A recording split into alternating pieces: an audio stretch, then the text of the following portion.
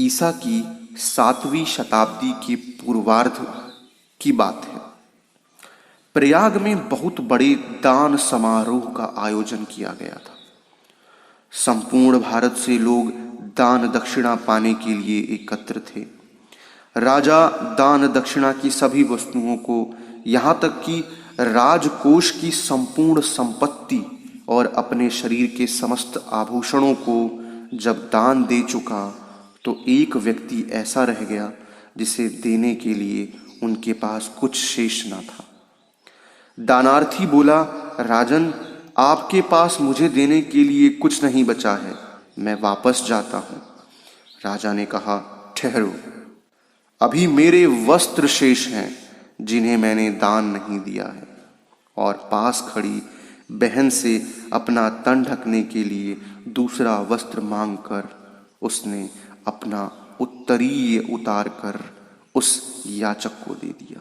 गदगद स्वर से जनसमूह ने हर्ष ध्वनि की, राजा चिरंजीवी हो, उनका यश अमर रहे आदि नारे लगाए।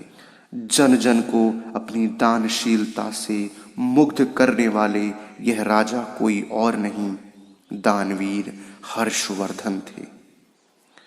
590 ईस्वी के ज्येष्ठ माह में रानी यशोमती के गर्भ से हर्ष का जन्म हुआ था। उनके पिता प्रभाकर वर्धन थानेश्वर के योग्य एवं प्रतापी शासक थे, जिन्होंने भारत पर आक्रमण करने वाले हूणों का बड़ी कुशलता से दमन किया था। पिता की मृत्यु के पश्चात हर्षवर्धन के बड़े भाई राज्यवर्धन गद्दी पर बैठे। इस बीच मालवा के राजा देवगुप्त ने हर्ष की छोटी बहन राज्यश्री के पति ग्रहवर्मा की हत्या कर दी। ग्रहवर्मा कन्नौज का राजा था। राज्यश्री को कैद करके कारागार में डाल दिया गया था। इस अपमान का बदला लेने के लिए राज्यवर्धन ने मालवा पर चढ़ाई कर दी और युद्ध में विजयी हुए, किंतु लौटते समय बंगाल के राजा शशांक द्वारा मार डाले गए। हर्ष अभी 16 वर्ष के नहीं हुए थे। भाई राज्यवर्धन की मृत्यु पर अत्यधिक दुखी हुए और राजपाट छोड़ने को तैयार हो गए। इस पर मंत्रियों ने उन्हें बहुत समझाया और राजा बनने की सविनय प्रार्थना की। तब शीलादित्य उपनाम ग्रहण करके वर्ष 606 ईस्वी में वह कन्नौज के सिंहासन पर बैठे। अब तरुण हर्ष के सामने दो काम थे। एक तो अपनी बहन को ढूंढ कर लाना, दूसरे अपने भाई के हत्यारों को दंड देना। इसके लिए उन्हें अनेक कठिनाइयों का सामना करना पड़ा। वह इस गहरी स्थिति से अत्यधिक उद्विग्न हो गए थे। इसी बीच हर्ष ने पहले शशांक को परास्त किया, उसके बाद बहन राजश्री का पता लगाया, जो पति की मृत्यु से दुखी होकर जंगल में चिता में जलने जा रही थी। अपनी बहन को वे ले आए और उसे जीवन पर्यंत अपने पास रखा। इसके बाद हर्ष ने उत्तरी भारत के विभिन्न राज्यों को जीतकर अपने अधिकार में कर लिया और अपने राज्य में पूर्ण शांति स्थापित की। दक्षिण भारत पर विजय प्राप्त करने में वह असफल रहे। चालुक्य नरेश पुलकेशिन द्वितीय नामक राजा ने उन्हें नर्मदा नदी से आगे नहीं बढ़ने दिया। हर्ष एक कुशल सेनापति एवं शूरवीर योद्धा थे। नेतृत्व करने की उनमें अपूर्व क्षमता थी, जिसके बल पर उन्होंने 30 वर्ष से अधिक समय तक शांतिपूर्वक राज्य किया। हर्ष एक प्रजावत्सल राजा थे। प्रजा के हित के लिए उन्होंने अनेक महान कार्य किए। हर्ष के कार्यकलापों के विषय में विशेष वर्णन चीनी यात्री होएनसांग के लेखों में मिलता है, जो 630 ईस्वी में भारत में बौद्ध धर्म के पवित्र स्थानों को देखने तथा बौद्ध धर्म के पवित्र ग्रंथों को लेने आया था।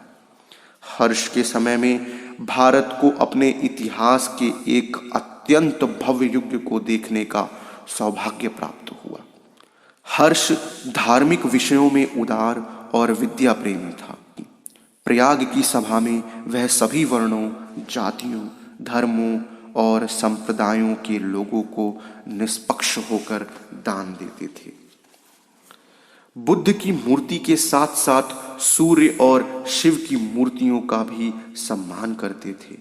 वह इतने बड़े दानी थे कि युद्ध सामग्री के अतिरिक्त सब कुछ दान देते थे। उन्होंने नगरों तथा गांवों के राजमार्गों पर धर्मशालाएं बनवाई, जिनमें भोजन और चिकित्सा का प्रबंध किया। हर्ष स्वयं विद्वान होने के साथ साथ विद्वानों के आश्रयदाता भी थे। बाण भट्ट हर्ष के दरबारी कवि थे, जिन्होंने कादंबरी की रचना की थी। बाण भट्ट ने हर्ष के काव्य कौशल, ज्ञान और उनकी मौलिकता की भूरी भूरी प्रशंसा की है। हर्ष ने संस्कृत भाषा में रत्नावली, नागानंद और प्रियदर्शिका नामक नाटक लिखे। साथ ही एक व्याकरण ग्रंथ की रचना भी की। प्राचीन भारत की साहित्यिक समालोचना में हर्ष को उच्च श्रेणी का कवि माना जाता है। उक्त रचनाओं के अतिरिक्त कुछ अन्य निबंध हैं जिनकी रचना का श्रेय हर्ष को जाता है। हर्ष सरकारी जमीन की आय का 1/4 विद्वानों को पुरस्कृत करने और दूसरा चतुर्थांश विभिन्न संप्रदायों को दान देने में खर्च करते थे। विद्वान कवियों के अतिरिक्त अच्छे धर्म प्रचारक भी उनकी राज्यसभा की शोभा बढ़ाते थे। इनमें सागरमती, प्रज्ञा रश्मि, सिंह रश्मि और हुएनसांग आदि प्रमुख हैं। हर्ष की नीति अहिंसावादी थी। उन्होंने अपने राज्य में सर्वत्र मांसाहार को निषेध कर दिया था। उन्होंने जीव हिंसा पर रोक लगा दी थी तथा कठोर दंड का प्रावधान किया था। हर्ष के समय वास्तुकला, शिल्प, गृह निर्माण के अतिरिक्त विविध कलाओं में भी भारत बहुत उन्नत था। हुएनसांग ने उस काल के नाना प्रकार के वस्त्रों का विशेष उल्लेख किया है। नगरों में कन्नौज, प्रयाग, मथुरा, थानेश्वर, हरिद्वार, रामपुर, पीलीभीत, अयोध्या, कौशाम्बी, वाराणसी, रंगपुर आदि विशेष रूप से समृद्ध एवं विकसित थे। ये नगर स्तूपों, विहारों, मंदिरों, अतिथि भवनों, धर्मशालाओं एवं सब प्रकार के सुख सुविधाओं से पूर्ण थे।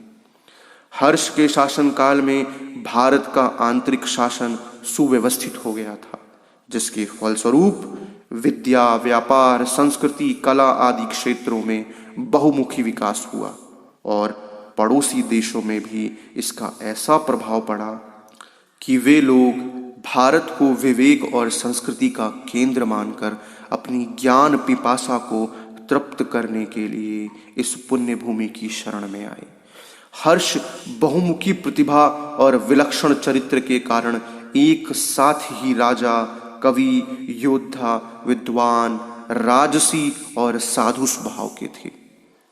बौद्ध धर्म का अध्ययन पूरा कर चीन लौटते समय हुएनसांग ने कहा था, मैं अनेक राजाओं के संपर्क में आया, किंतु हर्ष जैसा कोई नहीं। मैंने अनेक देशों में भ्रमण किया है, किंतु भारत जैसा कोई देश नहीं।